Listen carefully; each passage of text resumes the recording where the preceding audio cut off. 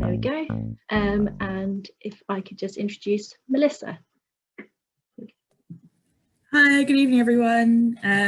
It's really great to be here. And I was really happy to be invited by Cassie to deliver this talk. So hopefully you'll all find it interesting, and I'll try to leave lots of time at the end for questions, because I all know it's probably the end of the working day for a lot of you, and you've been in lots of Zoom or Teams meetings, so we won't have too much time just me talking to you through your screens, as you probably had quite a lot already today. But I'm going to kick off with my presentation.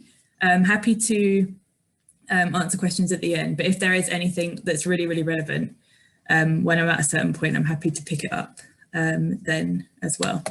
So I'm just going to share my screen now.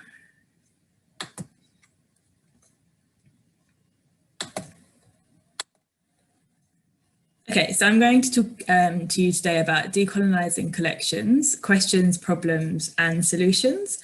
And I just wanted to start with a quote that I got from Wikipedia when I was thinking about, to me, what is a library, and to other people, what is a library?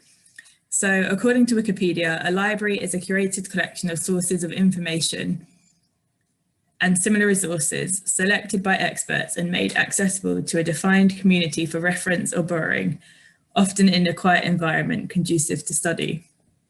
So thinking about this definition, and of course, this won't be how everyone defines a library, it's not necessarily how I define a library, but even looking at this, there are lots of points where sort of problems could arise and where we have to think a bit more deeply about what we mean. So in terms of a curated collection, in terms of selected by experts, in terms of things being accessible, and in terms of there being a defined community. So just some questions to consider as a result of that. Who is curating your collection and your library? What decisions are being made by who and why? And whose points of view or life experiences might not be considered during those processes? In terms of who is an expert, who do we consider experts and why?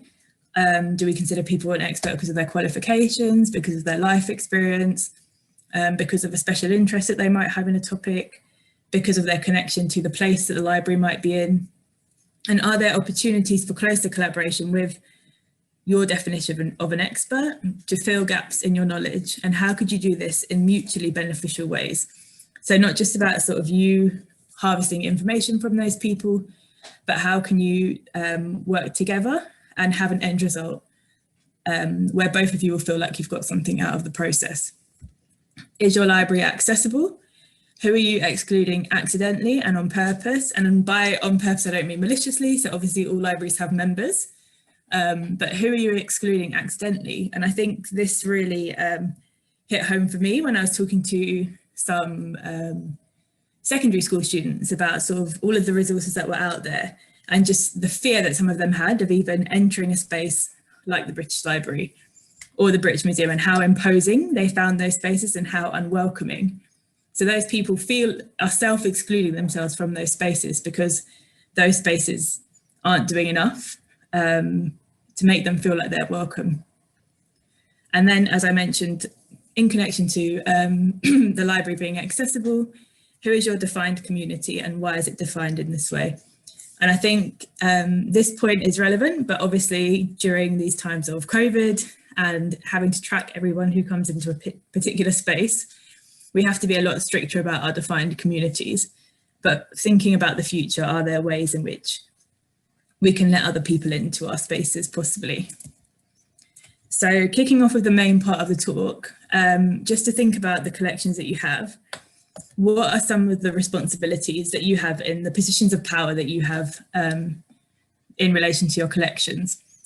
So I'd firstly say to be open to connections and corrections for archives that have been dispersed and disrupted by colonialism. And I'm going to go for a few examples. To share your archive or collection with the people that it relates to and connect them to what's been lost. It's also important to acknowledge the limitations of your archive or your collection, to find alternative ways to read what you have, to think about what you haven't got as well as what you have got and what you can do to resolve some of the absences, to think about agency and lack of agency. And also in terms of your cataloguing, it's really important to write responsibly. When we're immersed in material that comes from the colonial period, it's really easy to kind of accidentally take on some of the language. So making sure that we don't do that and that we correct previous mistakes. It's also important to share what you have, so whether that's digitally or whether that's through engagement events or whether that's in person. We're all in a privileged position because we come from what was the administrative centre of an empire. So there are lots of people around the world who can't access the material that we have on their own places of birth, on the place that they live in, even on their families. So how can we make sure that we share some of the privileges that we have with those who are on the periphery? We have to expect to be challenged by those who our histories belong to, and that's something I definitely experienced through my own research. And also just share our knowledge with other libraries and archives that we might have a lot of records or information about, and think about how we can partner with them. So in terms of connections and corrections, as a PhD student, I'd often come across material which kind of half of it was in one place and half of it was in another, purely by accident. So who had collected it initially and then what had happened to that material afterwards. So the first example is this stereograph that's in the Royal Commonwealth Society Library in Cambridge as part of the Daniel Morris collection. So I found this stereograph and I was really interested in it because it's really unusual to find representations like this of the soldiers that I was studying. But this was literally it. There was no more information about this person and what they were doing. Whilst in Jamaica, I came across a different archive, and that was the archive of the Daily Gleaner, which was online at the National Library of Jamaica. And I found out that the person in that stereograph was in this print that featured in the Gleaner. And this dates to one World's Fair. This print dates to a later one, but it kind of looks back on his presence at the earlier fair as well. So I was able to find out more about his journey, what he experienced, what he was up to, and how he ended up in that stereograph. But had I not looked in the other archive, I would not have been able to find that information. And I think this is where researchers have a responsibility in a way, because it was then for me to go back to the RCS at Cambridge and say, I found this in Jamaica. It's a really interesting piece of information that connects to what you have there. So, you know, just be open to people sharing stuff with you if they find connections, and also encourage people. I know a lot of time you do tell people, you know, if you publish anything, make sure that you share it with us, but just be really strict on that, because you might end up finding things out about your collections that you wouldn't have found out otherwise. And just another example here. So these top photographs came from the National Library of Jamaica, and they're from an album that was put together by Richard Glynvivian. The Glynvivian archive has his diary where he talks about buying his photographs. And this diary is in Swansea in Wales. So again, if I hadn't thought about sort of reaching out to the Glynvivian saying, I found this album, they weren't even aware that the album existed. And because of that, they were able to share with me the diary. And I was able to really contextualize the images with the information that I had from the diary. So I mentioned a bit earlier about making sure you avoid colonial language. And I think there's the really, really obvious stuff, sort of offensive terminology, but there's also this kind of stuff where we've been conditioned to think and write in a certain way. And I remember when I submitted my thesis, and I got this comment back from one of my examiners, because I had written his experience and probable difficulty in commanding West African troops unable to speak his language. And she immediately wrote, like, he couldn't speak their languages. Make this imbalance clear, like, why are you highlighting the fact that they couldn't speak his? Because it was a mutual thing.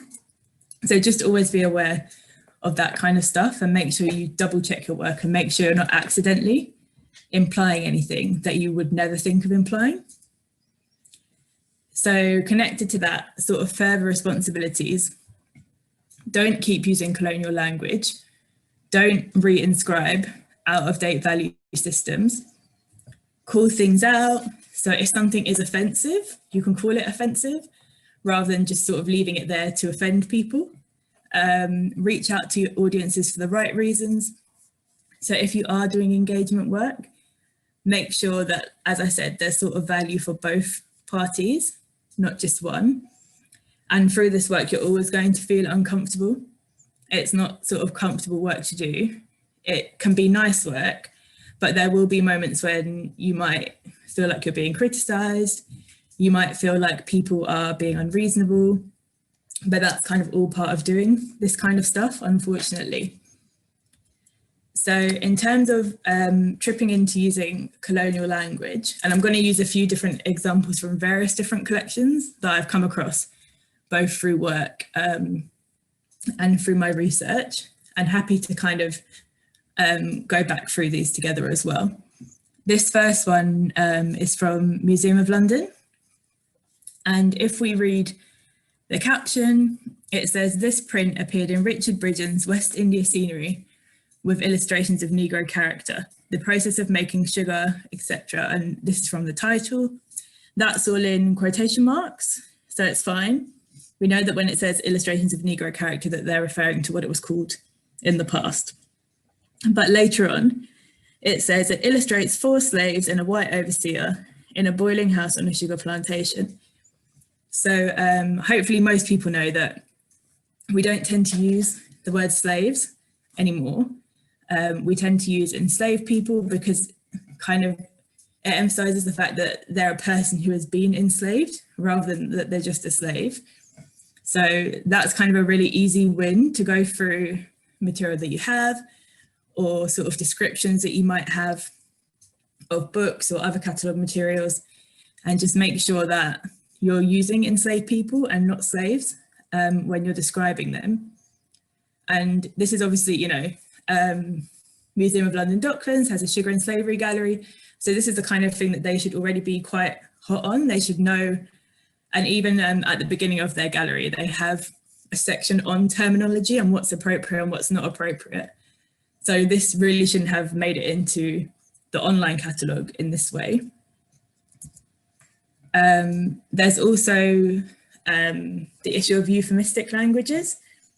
So when we're paying attention to language, we have to acknowledge that the language we use affects how people feel. And one of the really important things to avoid is using passive terminology when we're talking about colonialism, because it erases the violent history of colonisation. So when we talk about sort of Europeans' first encounter or arrival, usually those encounters were violent. They're absorbing a place that most likely didn't want to be part of an empire into the empire.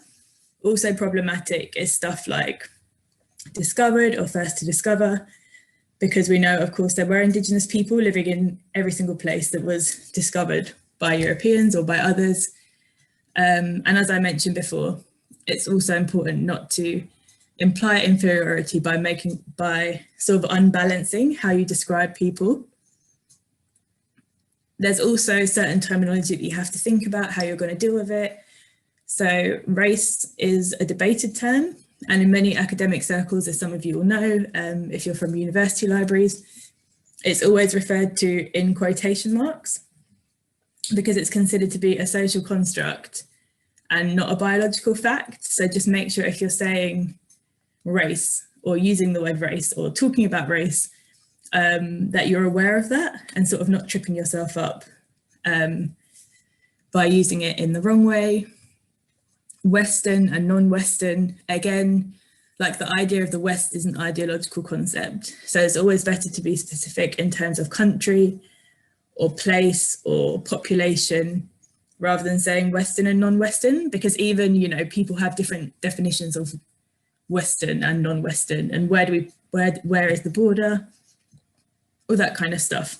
And just because of how Western is quite a loaded term, because it tends to mean like more modern, in the past sort of more civilized. So just to be careful if we're using that kind of terminology. So a bit more with a few examples about sort of reinscribing these old value systems. This comes from the collection of of the National Trust that I'm working on at the moment.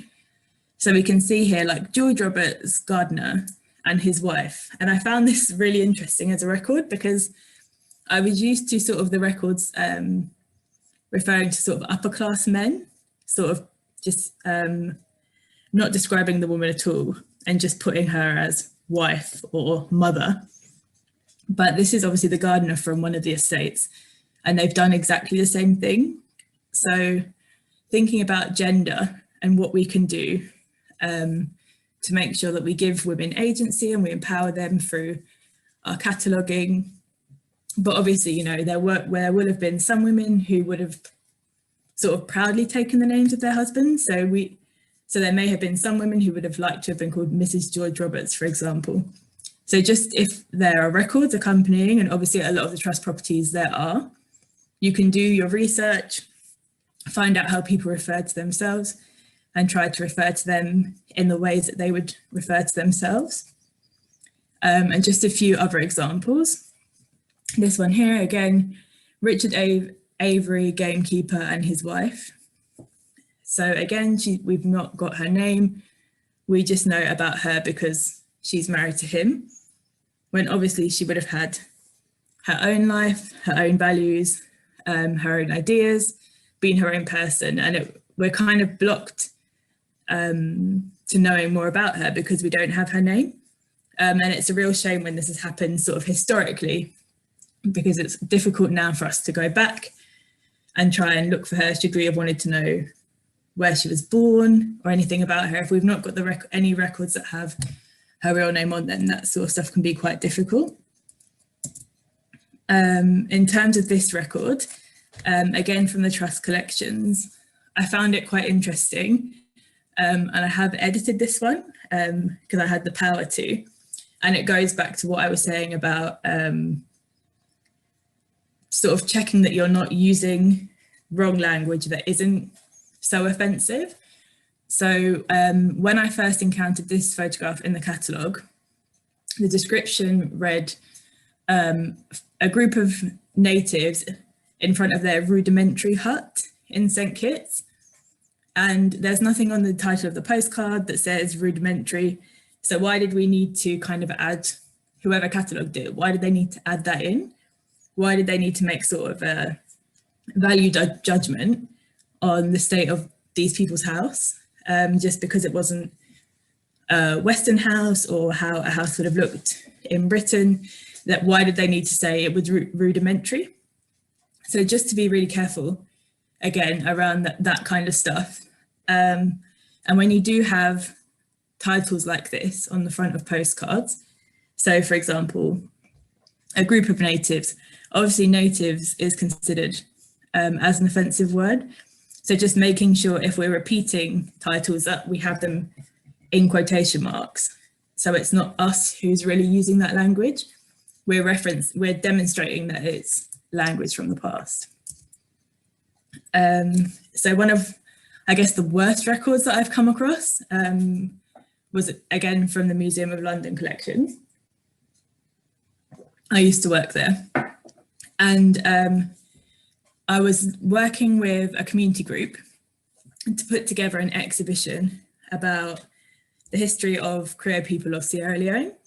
And we were working quite closely, and she was really sort of getting involved in the selection of objects. So she had access to our catalogues. Sort of when she was with me, obviously we couldn't have her have her own login because she was an external person. But there were some really troubling catalogue descriptions, and I'm really glad that she didn't see them.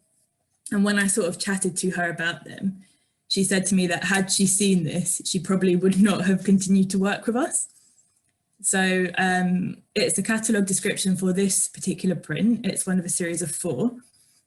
And the description actually said, and this is something that somebody's written. Sometimes when I talk about this example, people say, did they get it from the original? No, they didn't, because it's not in quotes. And they kind of mention what the descriptive text actually says later on. But somebody, apparently in 2006, wrote, a white man, his wife and children embark at the wharf to be rowed back to board a sailing ship. Black Negro men, women and children gather to give them a good send-off. A Negro woman weeps, another Negro woman holds her small child aloft.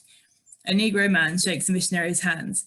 So 4 times a word that should never be used has been used in one sentence in this kind of allegedly modern catalogue entry. And so this kind of spurred me into research mode.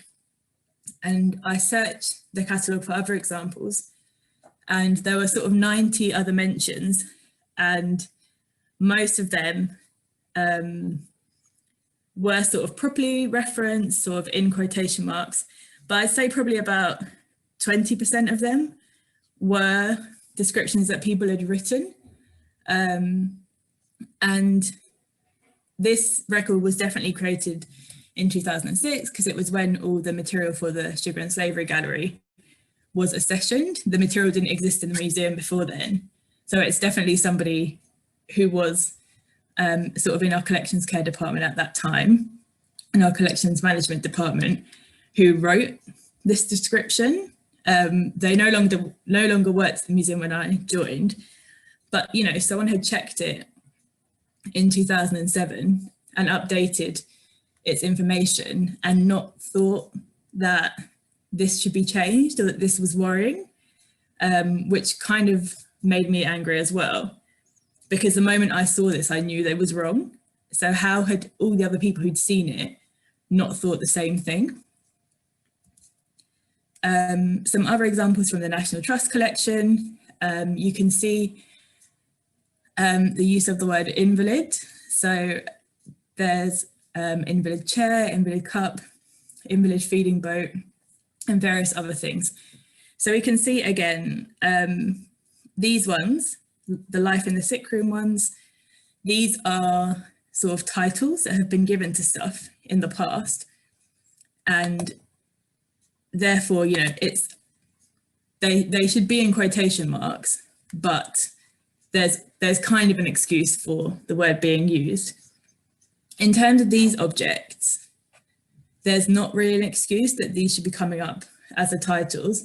And yes, you know, you can argue that this is what things would have been called in the past, but say, for example, any of these properties were doing engagement with disabled people, I don't know, as part of a history month or as part of other work, how would those people feel if they searched the catalogue and came across all of these entries referring to people like them as invalids? Because that's essentially what you're doing when you keep these kind of naming practices going.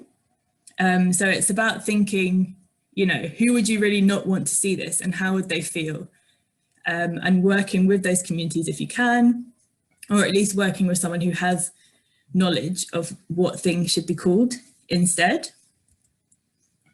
And just as I said earlier, calling things what they are, as soon as we see this, we can see that it's sort of designed to proliferate racial stereotypes, that it's offensive, but there's nothing in the catalogue entry that says that. So it just says representing the head and shoulders of a Black African male. So, you know, there's no shame in calling things what they are, and it shows that you're at least aware that people might find it offensive. So definitely sort of call things out if you can, or at least say, you know, this representation would now be considered offensive because, and that's not really something that will take a long time to do. As soon as you see it, you kind of know that it's offensive and why. It's also important to challenge shared systems. So this again comes from a library catalogue, and one of the tags on it is blacks, which is obviously something we should not be saying, and it should not be down in text. And when I challenged this, it was like, oh, you know, this is the software that we use, this is the wording that it comes with. And I said, okay, but you obviously know it's wrong, so why haven't you written to the person who has given those categories and asked them to change it? So, you know, you can challenge the shared systems that you have. If you're not comfortable with terminology, you can write to the people that manage that software or manage that specific computer program and ask them why they're using that term and sort of what the process is for asking for things to be changed. And I just thought I'd share a really good example at the end that I actually came across on Twitter, but it's where Wiley Online Library have sort of recognised that they have some problematic material. So this is an article from 1925, The Problem of Alien Immigration into Great Britain, illustrated by an examination of Russian and Polish Jewish children. And what Wiley has done at the bottom is said, the articles published by the Annals of Eugenics have been made available online as an historical archive intended for scholarly use. The work of eugenicists was often pervaded by a prejudice against racial, ethnic, and disabled groups. The online publication of this material for scholarly research purposes is not an endorsement of those views, nor a promotion of eugenics in any way. So I think this is one of the only examples I've seen of sort of these online libraries doing this, but it's like a really welcome improvement.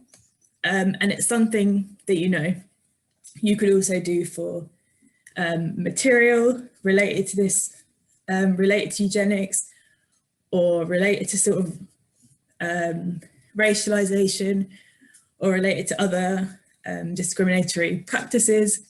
Just have a paragraph or even a line that just explains, look, we understand what this is, but this is here to be used to sort of give historical context or to be used for research. So to wrap up, I guess I wanted to share two opinions on whether the archive can be decolonised or the collection. It kind of applies to museums, libraries, curriculums, whatever.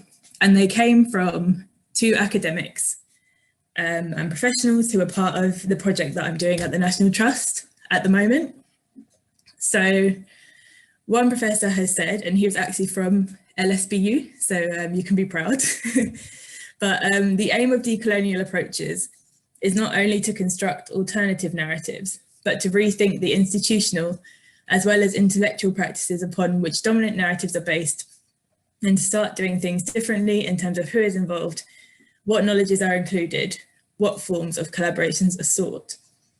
So I think decolonisation is kind of a buzzword at the moment, and it's used quite a lot. And there's kind of different levels to it or layers to it, or some people would argue that there's not, and kind of the more superficial stuff is not so much decolonisation. But decolonisation is supposed to be institutional change, or sort of the dismantling of colonial structures. It's not just light touch work. And the next quote kind of goes into that a little bit more. It can only start to approach it, I think, if you're thinking about things in a much more long-term way of thinking about who you're employing, the kind of decision-making structures in your organisation, all of those things in a long-term way, which I think is a lot harder than saying, well, you know, we'll put a lot of money to these photos and then everyone is okay, fine, we'll say we did it. It's a lot more difficult. So, you know, decolonisation is about your recruitment, the kind of people that you have working with you, the kind of ways that they're made to think, the kind of systems that they have to subscribe to work with you. It's much bigger than sort of changing what you have in the catalogue. It's also about how you engage with people on the outside. How do you share power? How do you collaborate rather than sort of do things where you've come up with something and you get people to check it, because that's not collaboration. Collaboration is working with people from the beginning to establish something or to bring something together. So that's, I guess, where I'll leave it in terms of sort of how deep do we need to go in terms of decolonisation. And we can go into some questions, but I'm going to put these are some useful resources. I'm going to paste this into the chat so that you can see it. But one of them is Troper Museum, who have like a list of words, and it's a document called Words Matter, and they have a list of words that are considered sensitive or contested, and some alternative terms that you could use. I saw there was someone from Goldsmiths here, but I saw some of the work they've been doing to liberate their library, so it's worth checking out that page. The collective, Decolonising the Archive, really great to check out their pages. And also this talk by Tonya Sutherland around redescription as restorative justice, which is part of the Louisiana Digital Lab speaker series. So like I said, I'll paste this section of text into the chat after I stop sharing my screen, and we can go into some questions, hopefully. Thank you all. Great, thank you so much, Melissa. That was really interesting, and it's always good to hear practical, useful advice alongside, some historical context for us. So does anybody have any questions? We've not had any in the chat yet, but you're welcome to put them in the chat, or you can unmute yourself and ask the question in person. In the meantime, whilst you think about questions, I just wanted to ask Melissa whether you've experienced a lot of pushback either from the public or from within the organisation in which you work. I wouldn't say pushback. I think it's just difficult.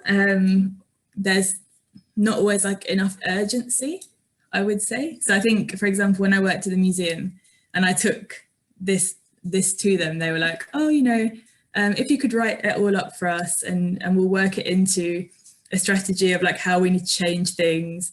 And then as part of our cataloguing project for the new museum, we can make sure that we change it. And it's yeah, but really this should be changed now. So I think there's not so much pushback, but there are maybe it is pushback because people use processes as a bit of an excuse. And I think, this happens with everything at work, doesn't it? People can use a process to kind of get out of changing stuff or get out of doing things that they don't really want to do. But in terms of the stuff with the National Trust, I guess you've probably all seen the pushback that's happened to the National Trust in terms of them trying to come to terms a bit with their history. They have not done well out of it in some quarters, so they've really been attacked by some of their membership.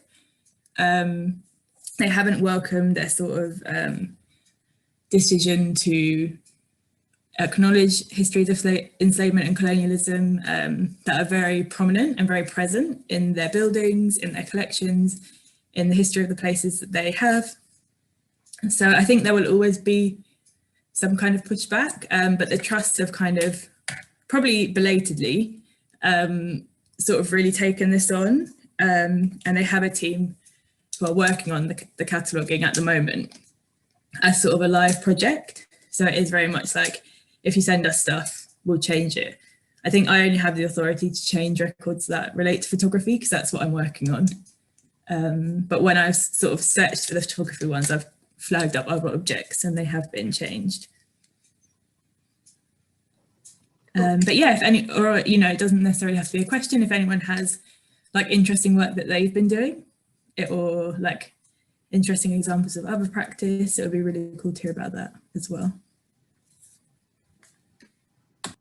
I think it's really interesting to see those the documents that you sent. So the Tropen Museum one, I had a look at that because I saw your talk a few months ago, and that's really fascinating and actually really useful to be able to pass on to people, because sometimes you get a lot of questions as why can't we say it like this anymore, what are the words we're not allowed to use, and it's really good to be able to say here it is written down for you, so you can help, it can help make people understand. Yeah, and I think it's a starting point as well, because obviously they've gathered what they can based on their context, and it might be that there's other words that they haven't covered that you might know about, or that your audiences might know about. So it's definitely not sort of the end. It's definitely a really good starting point to identify some things. Yeah.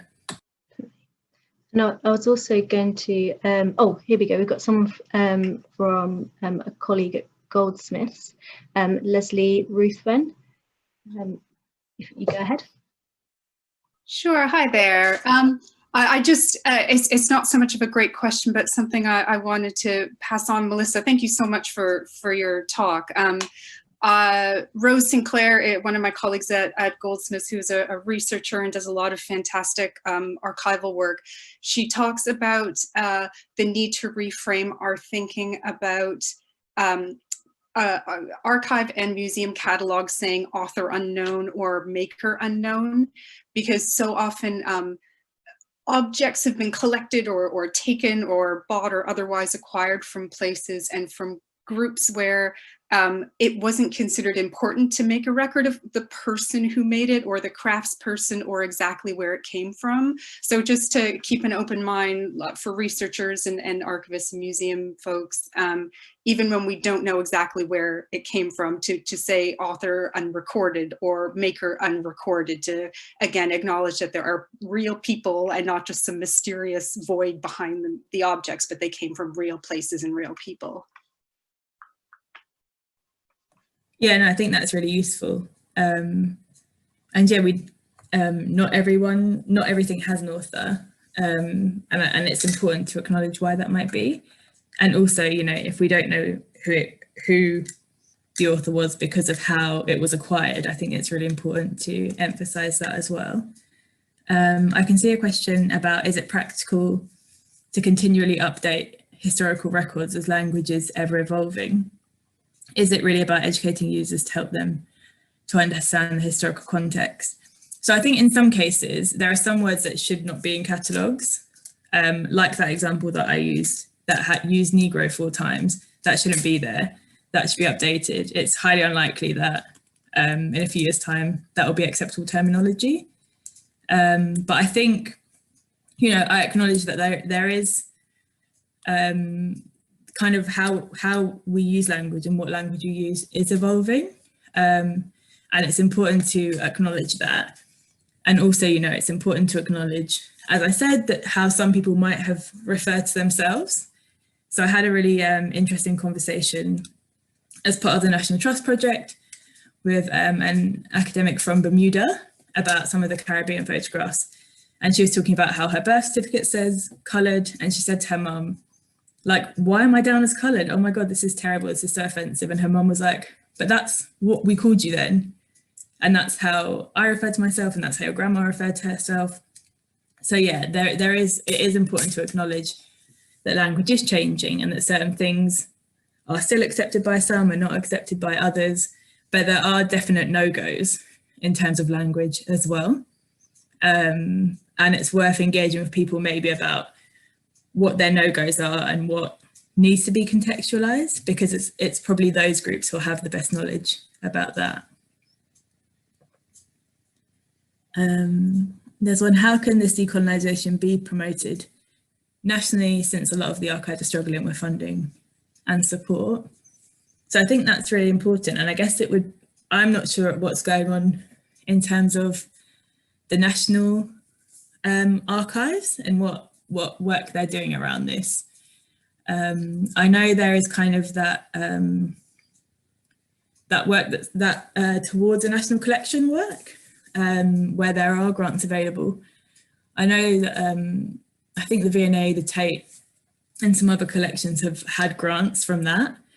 But yeah, it's definitely, I think funding is always a sticking point, and it's really hard because you don't want to, I guess people can't really volunteer to decolonize stuff because it kind of goes against, you know, decolonisation if we're expecting people to give their expertise and their time for free.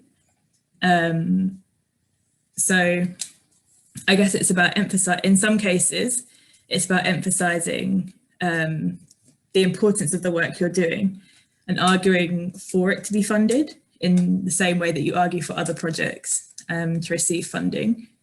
In some cases, there might be funding available from different places. So Leslie's just put into the chat a really useful one from the National Archives about addressing representation in archives. And there are generally sort of small pots of money available for pilot projects. So the trust project that I'm on to sort of activate, as they've called it, the photographic collection is funded by the Paul Mellon Foundation. So basically they're paying for me to do the work 2 days a week for 13 months. So there are these pots of money available. But I guess, yeah, it's about there being a place where people can find out about them, or them being better publicised, or people being made more aware about how they can be used, definitely. I think, is it Iha? Sorry if I pronounced that wrong. They've got their hand up, so you're welcome to unmute yourself and ask a question.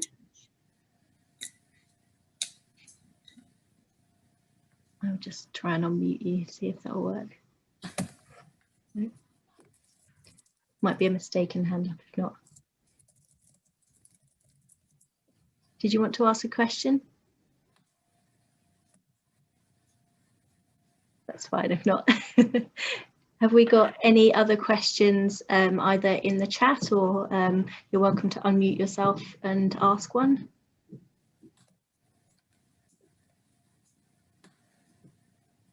No, I think. I'll ask one. Hi, I'm Regina. So I'm really interested in this concept around language, because as I put in the chat, you know, I mean, I've been around long enough that I've heard all the different terms, and I can even go back to using people of color, because that's like colored people, and that's from an era that's bygone for me. So, I mean, I think it is quite interesting about how one sort of keep records updated as language evolves, especially considering how how financially poor many of our services are. We don't actually have the funding to keep doing that. So is it around contextualizing information for people? But also I wanted to get your view, Melissa. I mean, what do you think about sort of the removal of historical figures and statues? And, you know, I mean, if you think about what happens over the summer with, you know, putting statues in the river or just taking them down, is that an approach you sort of agree with, or should that be contextualized? I'm just curious about your thoughts on that.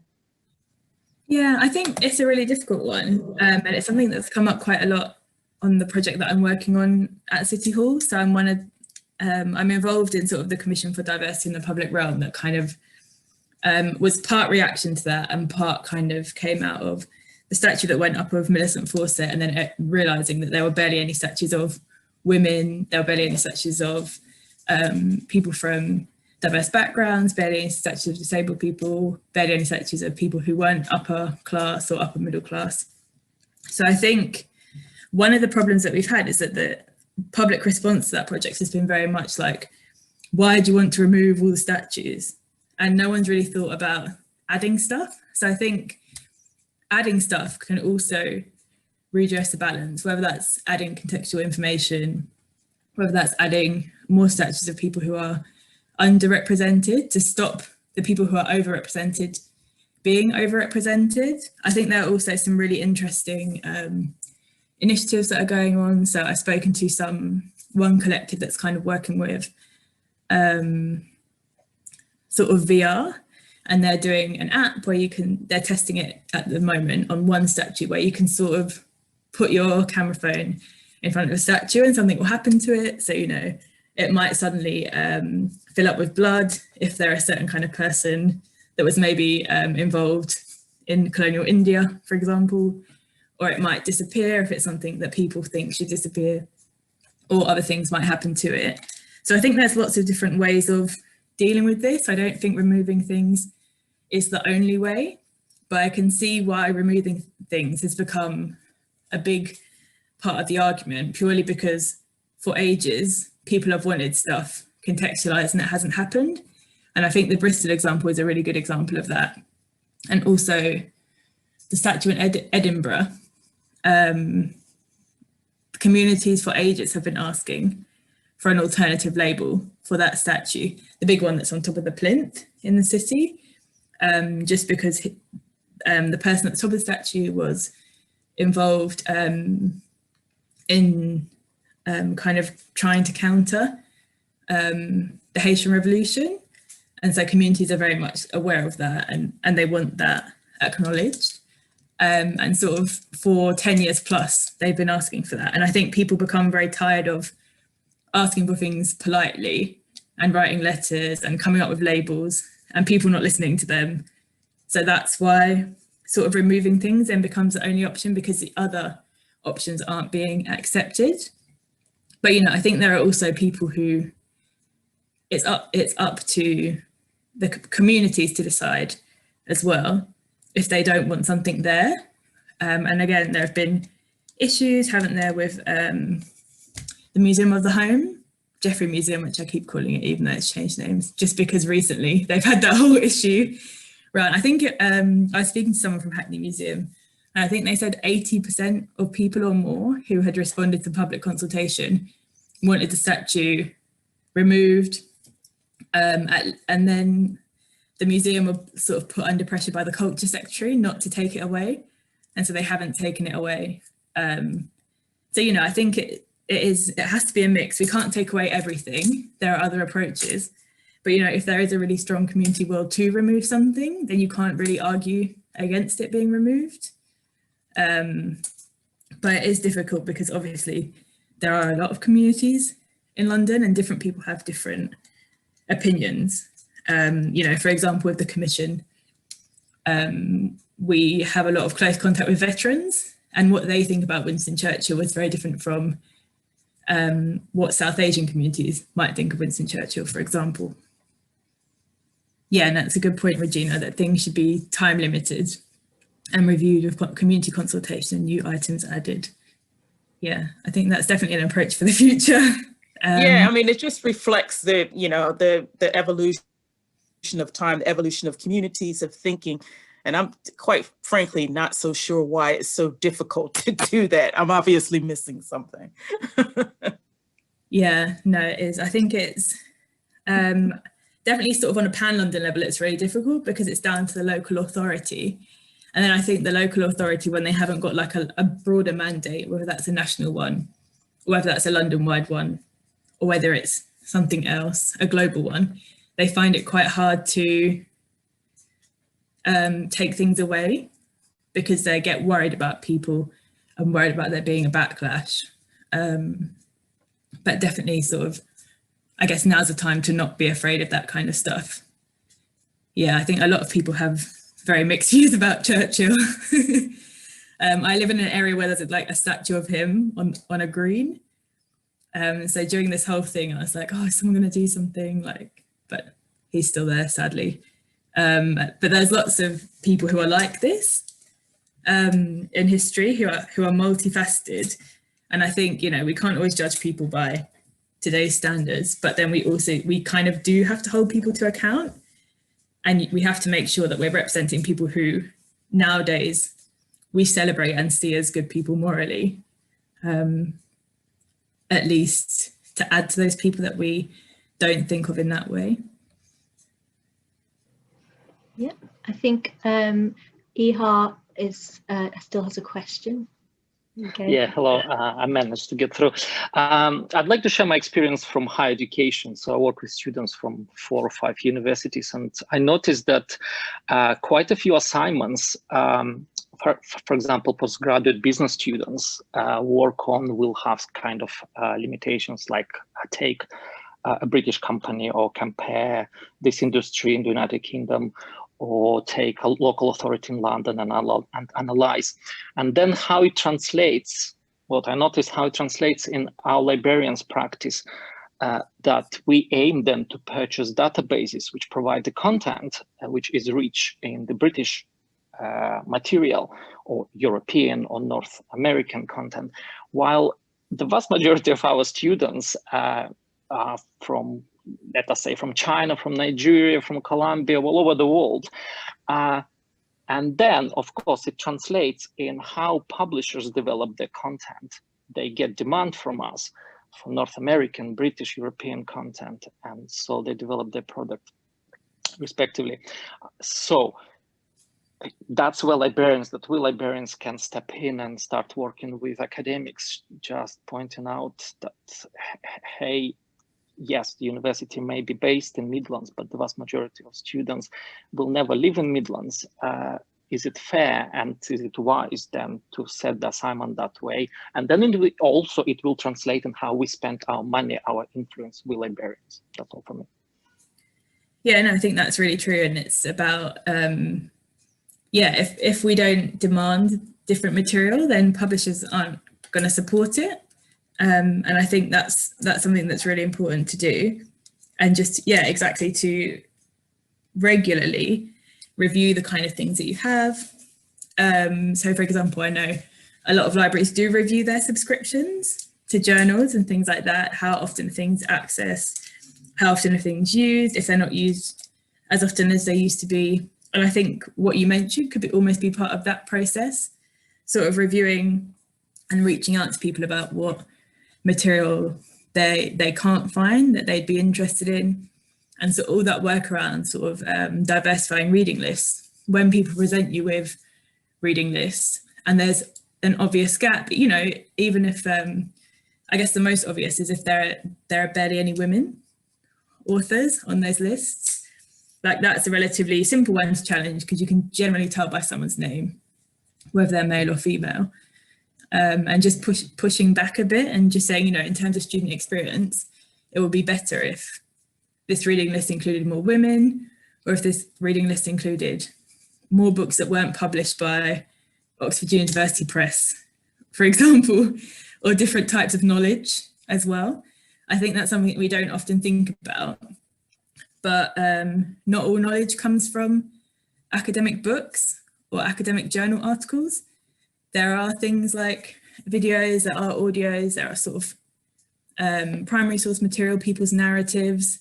So, you know, in sort of diversifying in that way as well, I would say would be a really good approach.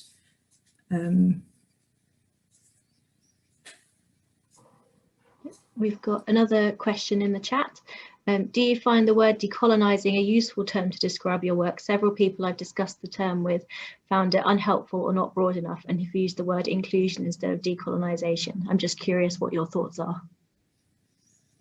Yeah, I think it's interesting because obviously decolonisation refers to, in a way, it is quite boundaried. So the stuff that I mentioned around disabled people and stuff that I mentioned around gender doesn't sort of obviously connect to decolonising, but it's worth remembering that in terms of thinking about categorising different types of people and, you know, these great chains of being and assigning people value because of what abilities they had or what gender they had or where they came from was very much a product of imperialism. So in a way, and colonialism. So in a way, kind of decolonisation can cover those things as well. But yeah, definitely around terminology, if inclusion serves people better and people understand inclusion better and people can get behind inclusion better, I think that's fine. The only thing I'd say about inclusion is it to some people, like, it may seem a bit soft, and inclusion is quite a corporate word, whereas I wouldn't say decolonisation isn't as corporate. And I say inclusion as a corporate word because my sister is a D&I consultant, so I'm used to sort of the very corporate approach to diversity and inclusion. So I think decolonisation is slightly different and it's slightly more radical. And you know, some people don't like decolonisation. There are kind of, I know an academic very well who doesn't like the term, and he kind of thinks, I think his catchphrase is always that, like, decolonisation was invented by, like, Charles de Gaulle, and he's the first person to use it in terms of sort of the French Empire. So why would we use a term that was basically created by the conqueror and the colonizer to describe, like, this kind of work? And sort of decolonisation, does it even go far enough? Like, can museums be decolonised? Can universities be decolonised? Or do we have to start from the ground up and build something completely new? So there's also that argument as well. Yeah, and Regina's saying as well that she struggles with the term. I think it's thrown around quite a lot nowadays without people considering exactly what it means. And it is a structural thing. It's not just sort of, it's not just about cataloguing, and it's not just about sort of engagement projects and stuff like that. Great. Well, I think that takes us up to time pretty much exactly, so well done. Oh, we've got one more quick question, I think, in the chat. Can you see that, Melissa? are you like to share the work you're presently doing with other museums and archives? Yeah, so the project that I'm doing with the trust, there'll be like a report that comes out of it around March time. So yeah, that's definitely something that I can share. If you just, I'll put my email in again, and if you just sort of give me an email so I have your email, then I can make sure that I send that on to you, definitely. Great. So I think we'll draw it to a close there. Thank you so much for your presentation, Melissa. It was really interesting, and I'm sure it's opened loads of questions up.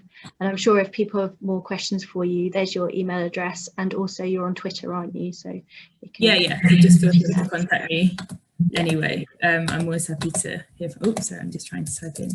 I'm always happy to hear from people. Yeah, great. So all that's left is to say, if you'd like to join our committee, anybody, we've got spaces in cilip.london committee, so you can always send me an email if you're interested. And then apart from that, Merry Christmas, and hope you all get a bit of relaxation and rest over the next few weeks. And I'll see you all soon. Bye.